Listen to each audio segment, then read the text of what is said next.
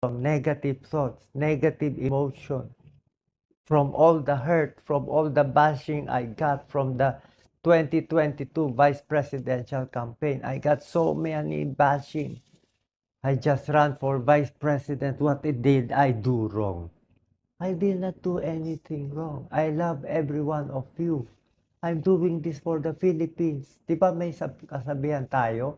Ang mamatay ng dahil sa'yo is the Filipino worth dying for. Gusto ko tumakbo pero paano ka tatakbo? Sabi ng doktor ko, Kena, hindi ka na makakahabol. You have no more time.